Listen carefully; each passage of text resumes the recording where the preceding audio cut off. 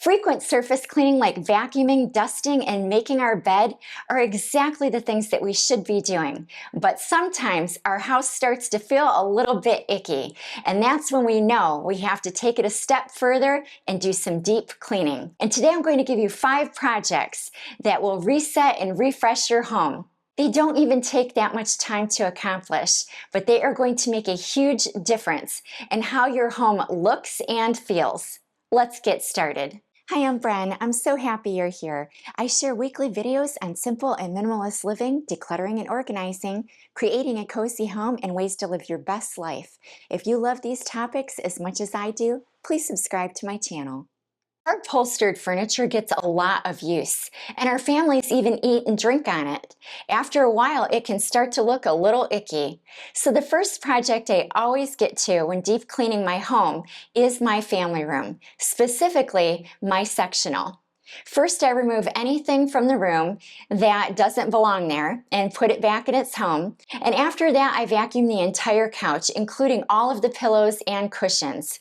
That way, all of the hair and dust and debris gets off of those surfaces. Not only that, but I make sure to vacuum under the couch cushions, under the couch itself, and behind the couch. You wouldn't believe how much dust gets back there. I also use a cleaner to spot clean any spills or soiled areas on my couch. After I'm done with that, I remove any pills or snags using my cute little diffuser. And last but not least, I always make sure to get my dry erase sponge and just scrub little areas of the wall where I see my kids or my husband or myself has just caused an abrasion or a little mark or maybe even a little bit of a spill. So I clean that up with my dry erase sponge and a little damp cloth, and it looks good as new. Make sure you check out my description below. I'll link a few extra videos that I think you'll enjoy, and I'll also link any of the supplies that I used during all of my deep cleaning projects today. The next area I deep clean is my bedroom, and specifically I deep clean my bed. I make sure to take a little Swiffer and I get along any of the wood areas and get all of that dust and debris off. I remove my sheets, I wash my sheets, I put a fresh set on, and I make sure that if my blanket or my duvet cover do need to be washed, I wash those as well before completely making my bed again. Now, it's not the easiest job either because I have to pull all of these layers off of my bed, and it can be a daunting task.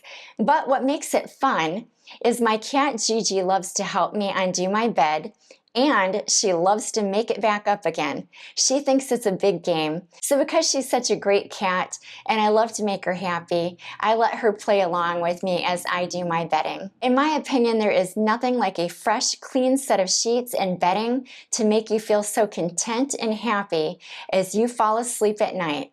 So if you haven't had a chance to get to your bedding in a while, this task doesn't really take that long, but it can make such a big difference in how your bedroom feels and looks. Our bathrooms can get messed up really quickly, but it's hard to take the time to go through our drawers and bins with all of those little items that we need to declutter. That said, it's really important that we take time to do this because it is one thing that can make a huge impact in how our bathrooms feel and look. So make sure when you're going through your bathroom and cleaning it up, if you spot things that you aren't using, even if you spent a lot of money on them, make sure you just declutter those. Maybe you know someone who could use them, and if they're new, you can even donate them. And another thing that accumulates in our bathrooms are things that are all used up. Things that are empty, like deodorants and toothpaste, are my family's favorite things to forget to toss out. So every time I ever clean out our bins, I make sure to pay special attention. If there is a couple of deodorants in there or a couple of toothpastes in there, I make sure to toss the one out that's empty, and that happens every single time. Deep cleaning your drawers, your bins, and your medicine cabinets can make a big difference in how your bathrooms function. If you are spending money on things that you think that you don't have, that can add up over time. So you want to make sure that when you're going through your bathroom and you see something that is empty, then you go ahead and put it on a list that you need to buy.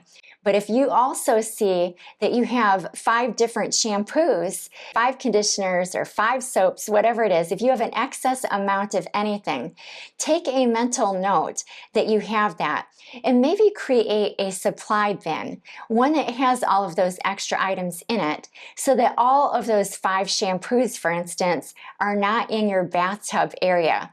You only have one, you'll use that up, and then you'll know, hey, when I'm out of this, I can go get another one out of my special bin with the supplies, and you'll have a replenishment. So if you run out of lotions, for instance, make sure you put that on your list, and the next time you're at the store, you'll know to buy that. But I'm telling you what, if you go through your bathrooms and your kitchens too, I'd say both of those areas, but we're talking about the bathroom right now. If you go through your bathroom and you really see the inventory that you have in it, it is going to save you a ton of money over time because you're not going to be guessing what you need. You'll know exactly what you need. So in addition to being able to declutter all the things you're not using, you'll know exactly what you have. And that's going to give you room and space in your bathroom, and it will no longer get clogged up with a bunch of extra supplies. Let me know in the comments what deep cleaning projects you've done recently. And if you'd like to work along with me for a full 1.5 hours deep cleaning your home, make sure you check out my deep cleaning video. I'll link it in the description below. Oh, our fridges can get disgusting. Old food we forget to toss out, even take out leftovers that we brought home and they got shoved behind everything else, and it all goes to waste. I don't want to be a food waster. So now I declutter my fridge pretty consistently, but I do a deep clean about 4 times a year. Pretty much I follow the seasons when I do a deep clean of my fridge. And when I do that, I pull every single item out of my fridge and I scrub it like crazy. Because I don't know if your family's like mine, but generally speaking, I can expect to have a spill or two that really needs some attention. It might take a little bit of time to get cleaned up. So when I do my deep clean, I make sure to get out all of the expired foods or ones that we just didn't end up liking. And once all that's done, I organize what I have left, I put it all back, and the last thing I do is I look through everything and to see if there's anything that I need to replace in my staples category, like ketchup, mustard, salad dressing, anything like that.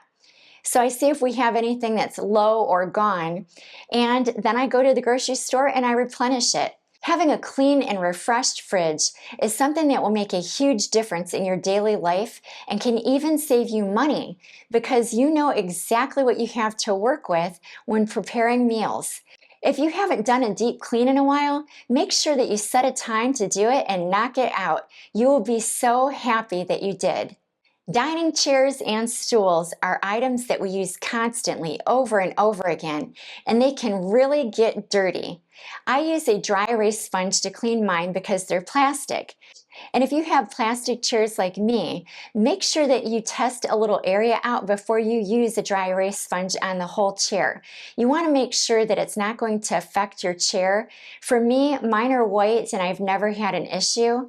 My stools and my dining chairs are all plastic. They're made by IKEA and I absolutely love them. I'll put a link in my description below in case you're in the market for these types of things, but they clean up like amazingly good.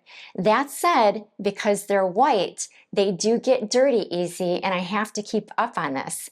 But that's not always possible for me to take a whole huge chunk of time out of my day in order to do this. So every once in a while, I like to do a real good deep clean of these chairs. And you wouldn't believe what a difference cleaning those chairs can make. When you enter your dining area and you see those chairs looking like new again, you will be so happy you took the time to deep clean them. It's another deep cleaning project that doesn't take a whole lot of time or effort, but will have a humongous impact on how your dining space feels. After I deep clean my chairs and my stools, I make sure to clean off my tabletops really good because dust and debris and a little hard to get to splotches on the tables, they really can be stubborn. And so I really try to make sure to clean those off really good as well. And for my family, when we're having family night, we like to have these IKEA trays. And we pull them out when we're watching a TV show. Everybody has one, and those can get really gross. So I definitely take my dry erase sponge and I go over them crazy good on the legs, on the fronts, on the backs. So if you have any of those little things that you use in your dining area a lot, make sure you take a few moments when you're doing your deep cleaning project in your dining area to really scrub those as well. Make every single thing that is in that room nice and clean, even the floor. Make sure that you get under the table when you're vacuuming. Make sure that you get along the woodwork. Make sure that you get all of the little hard to reach for areas. Maybe you have a cabinet in your room. Make sure you bend down and take that vacuum and really get under there. It is going to be worth all of the effort, trust me. Your dining area is going to be so refreshed and clean. It's going to be perfect. Trust me when I say, if you do some of these deep cleaning projects that I've mentioned, or all of them, your home is going to feel so refreshed and reset. It will be such a great place for you to spend time. And every time that you enter one of the rooms that you've worked on, it is just going to feel so good. Make sure you check out my description below. I'll link a few extra videos that I think you'll enjoy, and I'll also link any of the supplies that I used during all of my deep cleaning projects today. If you enjoy this type of content, make sure that you subscribe to my channel. I post a new video every week.